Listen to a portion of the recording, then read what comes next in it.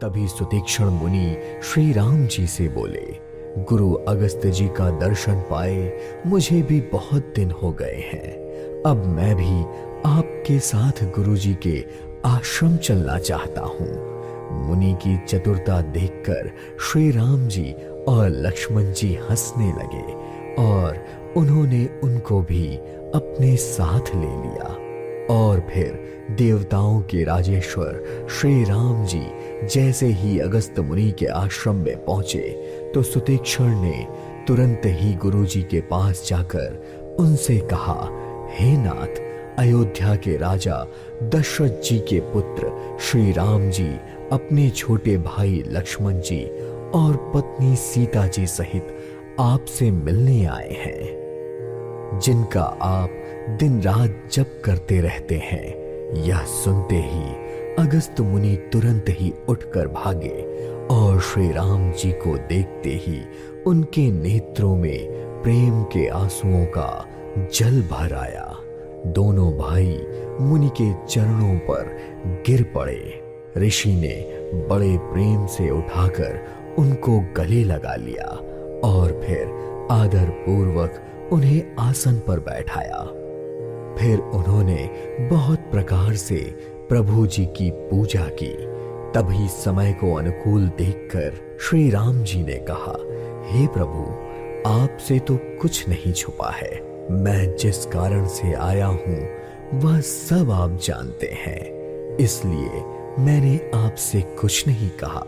हे प्रभु, आप अब मुझे वह सलाह दीजिए जिससे मैं मुनियों के द्रोही राक्षसों का सर्वनाश कर सकूं। प्रभु की वाणी सुनकर मुनि मुस्कुराए और बोले, हे नाथ, आपने क्या समझकर मुझसे यह प्रश्न किया, मैं नहीं जानता। मैं तो बस आपके ही भजन के प्रभाव से थोड़ी सी महिमा जान गया हूं। आप समस्त लोकपालों के स्वामी होकर भी मुझसे मनुष्य की तरह प्रश्न कर रहे हैं।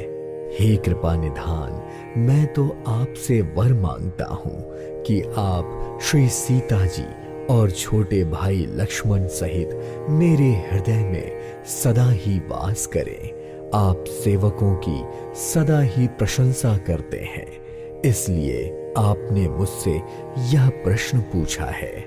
हे प्रभु, एक परम मनोहर और पवित्र स्थान है, उसका नाम है पंचवटी।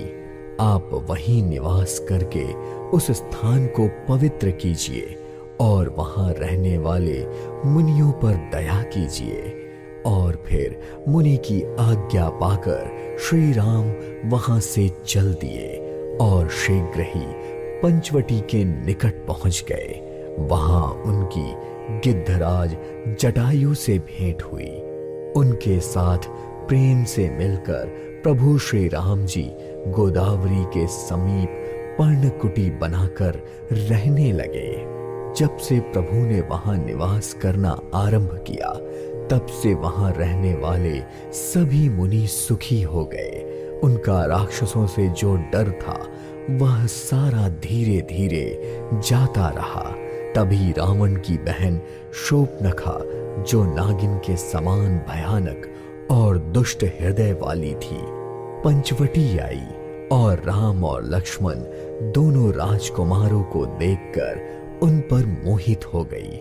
शूर्पणखा जैसी राक्षसी धर्म और ज्ञान शून्य कामांध स्त्री सुंदर पुरुष को देखकर, चाहे वह भाई पिता पुत्र ही क्यों ना हो, वह अपने मन को रोक नहीं पाती और वह सुंदर स्त्री का रूप धारण करके प्रभु श्री राम जी के पास जाकर मुस्कुराते हुए बोली, ना तो सारे जगत में तुम्हारे समान कोई पुरुष है और ना मेरे समान कोई स्त्री। विधाता ने यह संयोग बहुत सोच समझ के रचा है। मेरे योग्य वर सारे जगत में कोई नहीं है।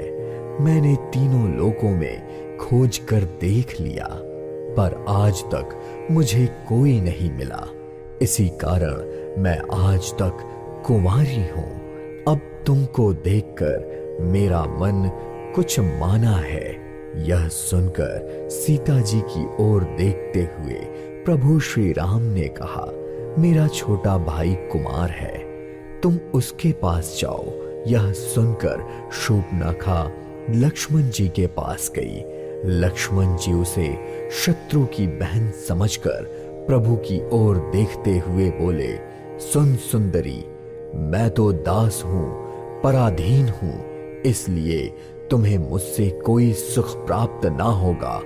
प्रभु सामर्थ हैं, कौशलपुर के राजा हैं, वे जो कुछ भी करें उन पर सब कुछ फबता है। शूर्पणखा लौटकर प्रभु श्री राम जी के पास आई तो प्रभु ने उसे फिर से लक्ष्मण जी के पास भेज दिया। यह देखकर लक्ष्मण जी ने उससे कहा, तुम्हें वही वीरेगा जो लज्जा को त्याग कर निपट निर्लज्ज होगा। यह सुनकर शूर्पणखा खिसियाई हुई राम जी के पास आई और उसने अपना भयंकर और विकराल रूप प्रकट कर लिया। सीता जी को भयभीत देखकर श्री रघुनाथ जी ने लक्ष्मण जी को इशारा दे दिया और श्री राम जी की आज्ञा मिलते ही लक्ष्मण जी ने फुर्ती से शूर्पणखा को बिना नाक और बिना कान के कर दिया।